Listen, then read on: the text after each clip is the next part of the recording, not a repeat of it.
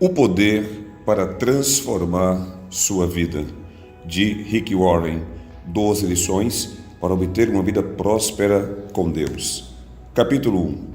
O poder para transformar sua vida. O que você gostaria que mudasse em você? Gostaria de ser mais confiante, mais descontraído? Talvez quisesse ser mais expansivo, menos ansioso, menos medroso. A maioria das pessoas está bastante interessada em mudar porque percebe que sempre há em que melhorar. Por que não consigo mudar? Nos anos do meu pastorado, a principal pergunta que me fazem é: Rick, por que não consigo mudar? Quero mudar de verdade, mas não sei, ou não tenho forças. Frequentamos seminários e conferências em busca de uma cura indolor que transforme a nossa vida e nos modifique, dando-nos a autodisciplina instantaneamente. Ou então, começamos a fazer regime. Uma vez consegui fazer regime durante toda uma tarde. Matriculamos-nos em academias de ginástica para melhorar a saúde e nosso entusiasmo se fortalece cerca de 2 semanas. Depois voltamos à velha rotina de sempre. Não mudamos. Lemos livros de autoajuda, mas o problema é que eles dizem o que fazer, mas não dão o poder para tanto. Eles dizem coisas como: acabe com todos os seus antigos hábitos, seja positivo, não seja negativo. Mas como? Onde obter o poder para mudar? Como arrancar nossa vida do ponto morto? Como nos desvencilhar do molde em que nos encontramos? Eis as boas novas. O cristianismo oferece o poder de que precisamos. Você pode ter o poder da ressurreição. A palavra poder ocorre 57 vezes no Novo Testamento. Uma palavra utilizada em referência ao fato mais poderoso que já aconteceu. O evento que separou o B.C. do A.C. Esse acontecimento foi a ressurreição de Jesus Cristo dentre os mortos, e o poder da ressurreição está à disposição para mudar a sua vida. A coisa mais importante na vida é conhecer Cristo e experimentar o poder de sua ressurreição. Paulo escreve: quero conhecer Cristo, o poder da sua ressurreição. Filipenses 3:10. Ainda em outra carta escreve: oro para que vocês comecem a compreender como é incrivelmente grande o seu poder para ajudar aqueles que creem nele. Foi esse mesmo grandioso poder que levantou a Cristo dentre os mortos e o fez sentar-se no lugar de honra no céu, à mão direita de Deus. Efésios, capítulo 1, versículos 9 e 20. Paulo utiliza a palavra grega para poder como dinamis, que é a raiz da nossa palavra dinamite. Portanto, ele está dizendo: Deus deseja dar-lhes o poder da dinamite em sua vida, o poder que pode mudar sua vida. Sim, o mesmo poder que levantou Jesus Cristo dos mortos há 2000 anos está à sua disposição agora mesmo para transformar a fraqueza de sua vida em força. Segundo a Bíblia, o poder da ressurreição é o poder que cancela o nosso passado, que vence nossos problemas e que transforma nossa personalidade. O poder de Deus cancelará nosso passado. Em primeiro lugar, o poder da ressurreição é o poder que cancela o nosso passado. Estou falando de fracassos, erros, pecados, arrependimentos. E quando digo cancelar, não me refiro à negação do passado como se nunca tivesse acontecido. A palavra cancelar significa eliminar, neutralizar, compensar alguma coisa. Você já chegou à metade de um projeto e desejou poder começar tudo de novo? Está pintando a sala de estar. Dá um passo para trás e observa a cor que parecia perfeita no mostruário. Contudo, a parede não parece perfeita. Gostaria de poder começar tudo de novo. Uma porção de pessoas sente o mesmo a respeito da vida. Cometi tantos erros. Gostaria de poder apagá-los e começar de novo. São fracassos, problemas, decisões erradas, todos sofrem por causa deles. Parece que algumas pessoas simplesmente não conseguem abandonar o que ficou para trás e assim deixam o passado limitar as suas oportunidades presentes. Vivem em um constante estado de arrependimento. Dizem continuamente: se não tivesse feito isso, ou se eu tivesse mudado. sempre estão conjecturando, são atormentadas por lembranças dolorosas. Eu fracassei, vou pagar por isso o resto de minha vida. Deus diz que não é necessário carregar um fardo pesado de culpa, velhas feridas e lembranças de erros. Em Colossenses 2,14, lemos que Ele perdoou todos os nossos pecados e cancelou cada registro de dívida que tínhamos de pagar. Deus o fez ao permitir que Cristo fosse crucificado. Jesus Cristo conhece os erros que você cometeu, mas não veio para apagá-los, veio para desfazê-los. Não veio para condená-lo, mas para transformá-lo. É possível ter uma ficha limpa. É como a lousa mágica do meu filho. Se ele cometer um erro no desenho ou na figura, tudo o que tem a fazer é levantar a lâmina plástica que recobre a lousa para deixá-la limpa. Depois pode começar tudo de novo. A Bíblia diz que é isso que Deus faz com os erros que cometemos. Quando o busco, Ele limpa a lousa. Em Jeremias 31:34, Deus diz aos israelitas que nunca mais se lembrará dos seus pecados. Essa é uma das declarações mais espantosas da Bíblia. O Deus que fez o mundo esquece. Hoje, quando nos achegamos a Ele, admitimos nossos pecados, lhe pedimos perdão, Ele cancela nosso passado. Deus resolve esquecer nossos erros, nossas falhas, nossos fracassos. São boas novas. Mesmo que você morresse essa noite e se apresentasse diante de Deus no céu, poderia lhe perguntar a respeito de algum pecado que cometeu ontem e ele diria: que pecado? Ele cancelou o seu passado e o libertou para se preocupar com o presente. Por que Deus pode cancelar nosso passado? Agora, qual é o fundamento desse perdão? Quando Jesus morreu, uma de suas últimas declarações na cruz foi: está consumado. João 19:30. No grego, a palavra é uma só, tetelestai, cujo significado literal é totalmente pago, cancelado. Era a palavra que os comerciantes escreviam nas contas que eram pagas, quitadas. Era carimbada sobre um documento que continha uma sentença de prisão anulada. Jesus diz que foi isso que ele fez na cruz. Pagou totalmente cada pecado que você cometeu. Em Romanos 8:1, lemos: portanto, agora já não há condenação para os que estão em Cristo Jesus. Jesus foi crucificado para que você pudesse parar de se crucificar.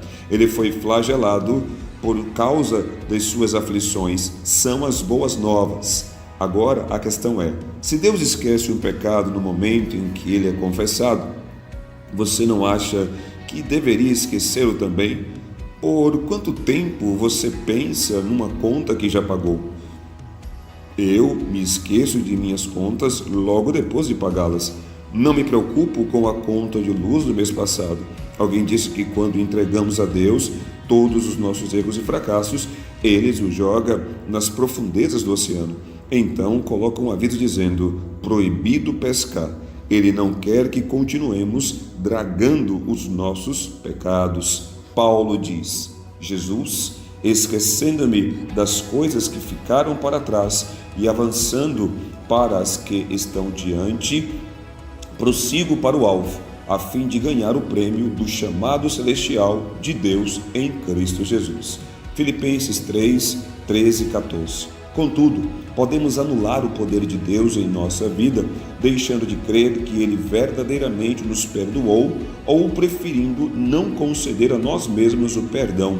Deus tem o poder de cancelar nosso passado. O poder de Deus acabará com nossos problemas. O poder de Deus também é o poder para acabar com seus problemas. Todos têm problemas. Eles existem porque vivemos em um mundo caído. Se você pensa que não tem problemas, examine o seu pulso. As únicas pessoas sem problemas estão no cemitério. Nosso verdadeiro problema é a forma como que lidamos com os problemas. Inevitavelmente, tentamos resolvê-los com nosso próprio poder. Como saber se estamos tentando resolver todos os problemas com as próprias forças? Ficamos cansados o tempo todo. Um homem frustrado com sua falta de poder para resolver os problemas, sintetizou sua frustração dizendo: estou doente e cansado de estar doente e cansado. É assim que nos sentimos quando tentamos resolver nossos problemas por conta própria. Deus quer que paremos de tentar e comecemos a confiar a Ele os nossos problemas. Conheci milhares de pessoas que sentiam que sua vida estava fora de controle. Elas me diziam: minha vida está fora de controle, sou vítima das circunstâncias, o que posso fazer? Não tenho meio de vencer.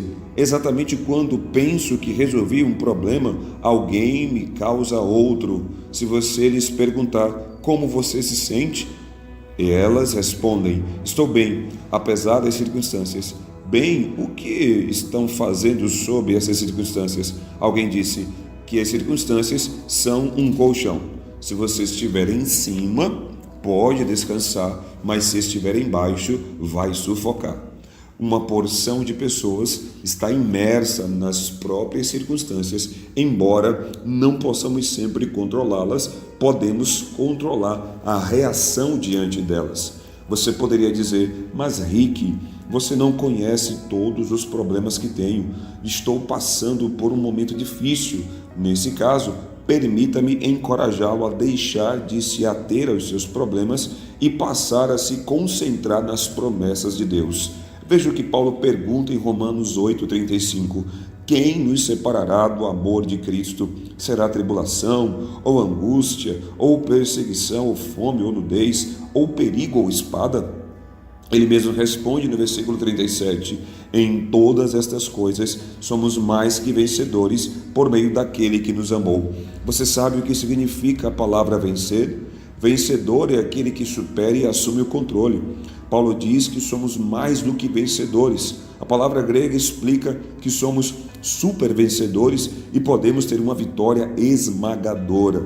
Quando colocamos a vida nas mãos de Deus e nos apoiamos no poder da ressurreição, nada pode nos devastar, nada pode nos engolir ou nos destruir. Essa é a mensagem da ressurreição e o âmago das boas novas. Não importa a situação, Deus pode invertê-la. Não importa a desesperança que a vida pareça oferecer, Deus produz esperança. O mesmo poder que capacitou Jesus Cristo a ressuscitar dos mortos permitirá que você transcenda seus problemas. Atos 4 registra a primeira oposição séria à pregação do Evangelho que os apóstolos faziam em Jerusalém. Quando as autoridades os ameaçavam, eles se reuniram e oraram. Observe por que motivos eles oraram. Não pediram ao Senhor que impedisse a oposição, mas que lhes desse ousadia sobrenatural para enfrentá-la. Atos 4:29. E Deus lhes deu. Atos 4:31. O poder da ressurreição nos permite cancelar o passado e vencer os problemas, mas não se resume a isso. O poder de Deus transformará nossa personalidade. O poder da ressurreição também nos ajuda a mudar de personalidade. O que você gostaria de mudar em você e como poderia fazê-lo? Veja de outro ângulo. O que seu cônjuge gostaria que mudasse em você? Talvez isso seja mais revelador. A esposa diz que seu marido é excessivamente temperamental, 90% emotivo e 10% racional. Em outra situação, certo dia, um marido procurou aconselhamento matrimonial e disse ao pastor que queria o divórcio. O pastor o fez lembrar-se de que havia prometido diante de Deus permanecer ao lado da esposa na alegria ou na dor. O homem disse: sim, mas ela dói bem mais do que eu imaginava. Como você completaria a frase: Estou sempre atrasado? Estou sempre interrompendo um regime? Estou sempre trocando os pés pelas mãos? Estou sempre explodindo, deprimido, zangado? Tenho certeza de que você sabe muito bem quais traços de sua personalidade você transformaria se pudesse. Deus utiliza um processo. Deus utiliza um processo de 2 passos para nos transformar. O primeiro passo será explicado em 2ª Carta aos Coríntios, capítulo 5, versículo 17, que diz: Portanto, se alguém está em Cristo, é nova criação. As coisas antigas já passaram, eis que surgiram coisas novas. Quando entregamos a vida a Cristo, esse é o ponto inicial da transformação. Não somos mais os mesmos. Começou uma nova vida, por isso a Bíblia chama esse processo de nascer de novo. Nascer de novo não significa ser reencarnado, mas simplesmente que temos oportunidade de começar de novo. Não é virar uma nova página, mas ter uma nova vida, um novo começo. É um recomeço com uma grande diferença. Agora temos nova natureza e o Espírito Santo habita em nós. Um conjunto de pilhas espirituais é incluído para fornecer o poder. Isso faz toda a diferença no mundo. Nascer de novo, assim como nascer pela primeira vez, é apenas o começo. Segue-se um processo permanente apresentado em Romanos 12:2. J.B. Phillips parafraseou o versículo assim: Não permitam que o mundo ao redor os force a se encaixar em seus moldes, mas deixem que Deus os recriem de maneira que seu temperamento seja completamente transformado. Assim vocês demonstrarão na prática que a vontade divina é boa, aceitável para Deus e perfeita. No capítulo a seguir, examinaremos mais especificamente como Deus nos ajuda a mudar e quais são as ferramentas que utiliza. Depois, veremos em detalhes como Ele nos transforma, produzindo em nós o fruto do Espírito, conforme apresentado em Gálatas, capítulo 5, versículos 22 e 23. Cada capítulo será dedicado a uma dessas qualidades de caráter. Quando o Espírito Santo controlar sua vida, produzirá 9 características positivas: amor, alegria, paz, paciência, amabilidade, bondade, fidelidade, mansidão e domínio próprio. Uma pergunta: quantas pessoas com as quais você trabalha ou convive exibem essas qualidades? Quantas pessoas com as quais você trabalha ou convive citariam essas qualidades para descrevê-lo? O triste fato é que, em vez de amarmos aos outros, somos desagradáveis. Em vez de vivermos com alegria, sentimos-nos derrotados, deprimidos, desanimados. Em vez de experimentarmos a paz, sentimos-nos tensos e pressionados. Em vez de sermos pacientes, ficamos frustrados e irritados. Em vez de demonstrarmos benignidade, vivemos com a mentalidade de cada um por si. Em vez de sermos exemplos de bondade, geralmente não achamos nada de bom em nós mesmos. Em vez de sermos fiéis, negligenciamos os compromissos. Não raro, reagimos diante dos outros com ira ou ressentimento e não com mansidão. E ao invés de praticarmos o domínio próprio, vemos a vida desmoronar. Esses são os contrastes entre a pessoa que deixa o poder de Deus operar em sua vida e a que confia em Deus e a que confia em seu próprio poder. Contudo, devemos lembrar que o fruto do Espírito não é algo que nós possamos gerar, mas que Deus produz em nós quando lhes entregamos totalmente a vida. Não deixe para depois. Apenas uma coisa poderá impedi-lo de mudar e se transformar na pessoa que você e Deus querem que seja. Não é o diabo, não são outras pessoas, nem são as circunstâncias. É a procrastinação. Conheço muitas pessoas que estão se preparando para viver, mas nunca vivem. Estou querendo mudar, dizem, e tenho vontade de responder: que bom, mas quando você vai dar a partida? A procrastinação é fatal. Um dia desses, irei ao dentista. Um dia desses, farei aquela cirurgia. Um dia desses, passarei mais tempo com a família. Levarei a sério a vida cristã. Me tornarei mais atuante na igreja. Realizarei aquele sonho. Entrarei em forma. Um dia desses. Em geral, esse dia nunca chega. Por que passar mais uma noite com as rãs? Um dos meus filmes prediletos é Os 10 Mandamentos, com Charlton Heston de pé, separando o Mar Vermelho para os israelitas atravessarem. Minha família se diverte com meu comportamento sempre que assisto a esse filme, porque nas semanas seguintes fico falando como Yul Brynner, que representou o Faraó no filme. Quando meus filhos me perguntam alguma coisa, respondo: assim seja escrito, assim seja feito.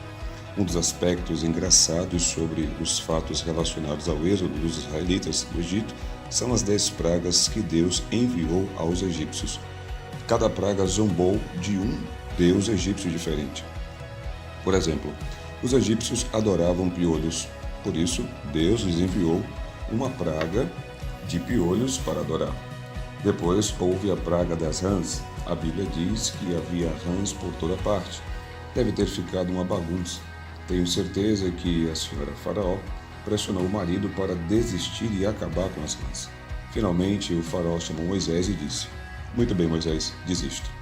Então Moisés perguntou: quando você quer que eu acabe com as rãs? A resposta do Faraó foi clássica. Ele disse: amanhã.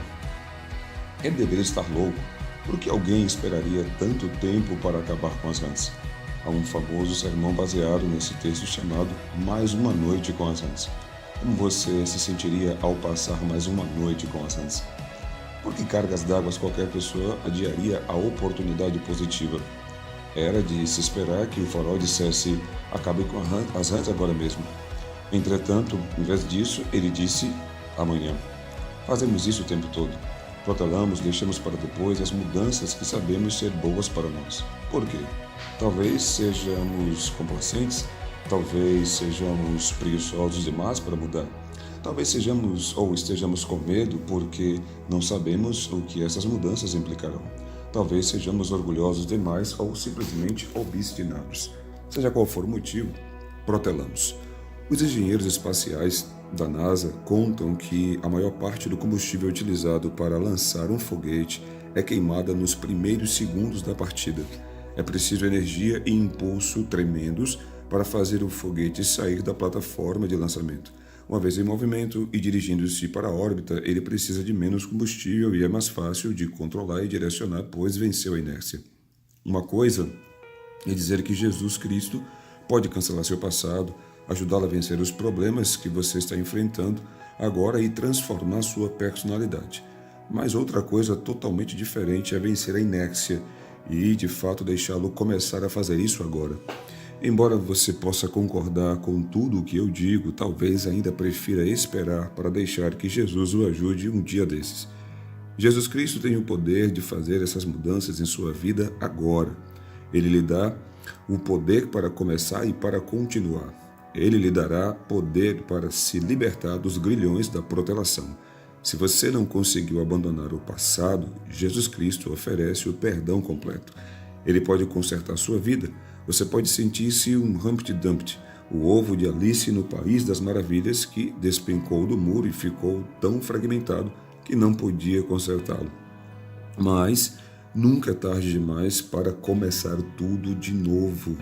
Você nunca será um fracasso enquanto não desistir. Talvez você esteja sobrecarregado pelos problemas. A ressurreição é um lembrete de que nenhuma situação é desesperadora. Relaxe, confie em Deus. Não é preciso se deixar levar pelas circunstâncias. Nenhum problema é grande demais para o Senhor. Ele continua agindo hoje como agiu no dia da ressurreição de Cristo. O que você está esperando? Pode dizer agora mesmo: Jesus Cristo, tome a minha vida. Tome o bom, o mal e o feio. Tome cada parte de mim. Abra seu coração ao amor de Jesus agora mesmo e deixe que o poder transformador da ressurreição transforme-se em realidade na sua vida.